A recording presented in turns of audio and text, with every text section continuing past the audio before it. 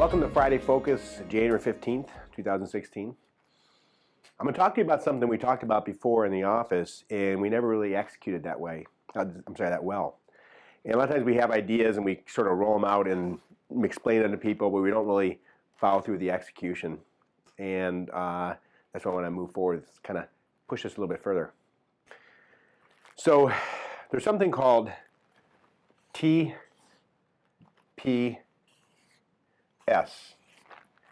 that manufacturers, systems, hospitals, accounting firms, insurance companies around the world use in order to make themselves more effective, to make their employees have more freedom, to allow them to grow faster and faster. It actually stands for Toyota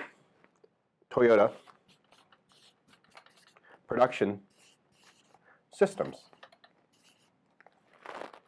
So how does Toyota Production Systems affect us? Well, let's talk about the history of Toyota.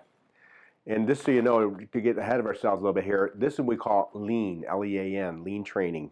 And it came from Toyota Production Systems. So years ago, we bombed Hiroshima with an atom bomb, and that ended the World War II. And MacArthur went into Japan, as you know, and he had to rebuild it, and they actually fired all the chief executives, and they took the line managers and put them in charge of the plants and started looking at what they could do to have Japan go from being a manufacturing lightweight to becoming a manufacturing powerhouse.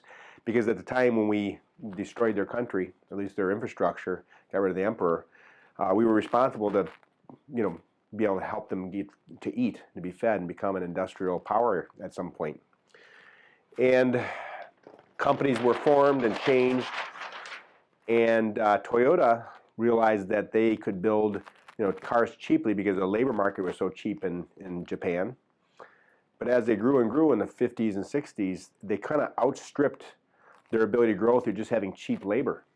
In fact, we're seeing this in China now, where the people are moving in the cities and they want to drive cars themselves. So instead of having labor at 50 cents an hour, the people were making more money, they're becoming middle class, and they couldn't really do so well by just having cheap labor. Now they had to be more efficient.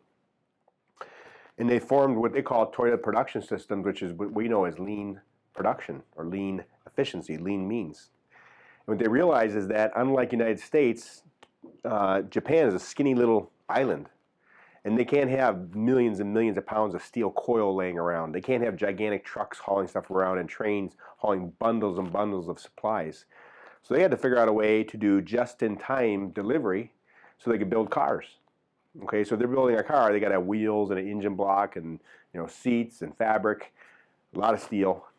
And they found out that if they wanted to become an industrial powerhouse and become a successful car company, they had to learn to cut out the waste, to make it to where they were getting the materials they needed just in time instead of, say, a 3-month supply, then running out and getting all frantic, or another 3-month supply, trying to figure out where to store it at.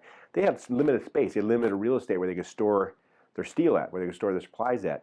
And they developed the Toyota Production System, which was a culture within their company where they kept on looking at ways to become more and more lean. And unlike American businesses at the time, they had a different mindset to how to make the company more effective. And as I told you, when MacArthur moved in there, he had to take over and rebuild the country. He fired all the CEOs, and he put the line managers in charge. And what happened with that is the line managers would go to their workers, and they say, what can we do to make it more efficient? And the workers, the people who were on the front lines, they were building cars.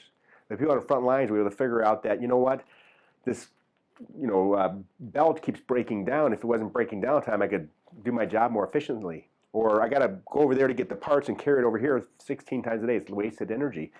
And their workers became part of the culture where they were able to continuously cut out waste, cut out waste, cut out waste. And when they were able to cut out waste, they were able to devote enormous resources to building quality cars. And that's how they kind of got a foothold in America, is by not building cheap cars. They had cheap cars for years and they didn't really have a good foothold here. But once they started having reliable cars, we started taking notice, and the big three took notice, of course. They didn't do the Toyota Production System at that time. Now they do.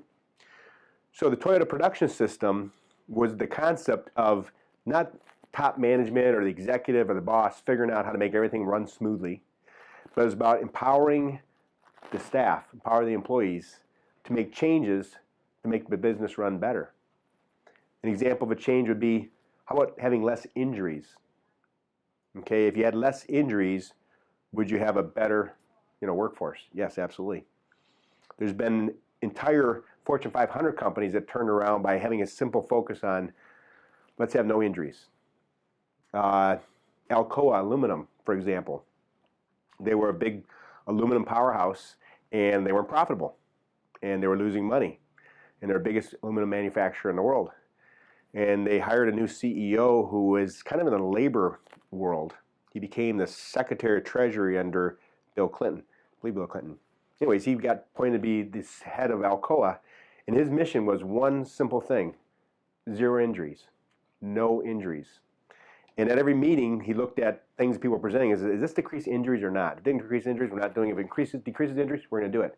And simply by doing that one thing, by being focused on one thing, which was reducing injuries, he made Alcoa into a major powerhouse and hugely profitable. Eventually left there, went on to become a labor secretary. It didn't work out. But in the industry, he was able to take one simple thing. We look at businesses that learned how to let's say Amazon.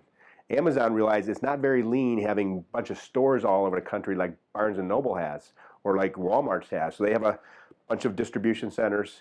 They have the suppliers keep their own stuff in stock, and when they run low at the distribution center, they move it over there, and when you call, you can get it the next day. In New York, you can get it the same day. That's incredibly lean, and they're a very successful company because of it. Interestingly, they've never turned a profit, but they're a multi-billion-dollar company because they're investing every cent back into growth. So lean technology and lean building and lean operations are about finding ways to reduce waste. The waste might be having an unnecessary injury. I see somebody bending over and doing a procedure. I'm thinking, I have a bad back. That's not very lean, because then we don't have you here when we need you, and you're going to be sick. Maybe you can't work anymore. Being lean might be doing the same thing over and over again that's wasteful that you could automate. I know when I dictate, I say the same phrase over and over again. On the vein patients, I always wonder, why don't I just take the typed copy and send it to the patient CAD that does their typing and have them make it a default template. Well, I never did it, because they keep blaming the EMR, which solved the problem. But that's not lean. Leanness might be having to run around looking for paperwork. Avoid running around looking for paperwork. You're much more lean. Maybe finding a place to put the paperwork in the area that you're working at is lean. Maybe finding a way to put the supplies of the job you're going to do could be lean. Maybe looking at your work center, your workstation, and organizing it better. That's lean. Messiness is never lean, right? So cleaning up your area is lean. That way you know where things are at.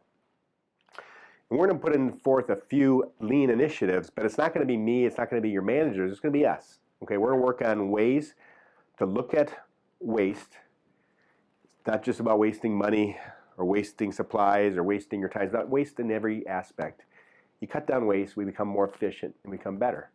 Okay, so the lean concept is about empowering our staff to figure out ways to cut waste, wasted energy, wasted resources, wasted time, wasted injuries. And that's the Friday Focus for today.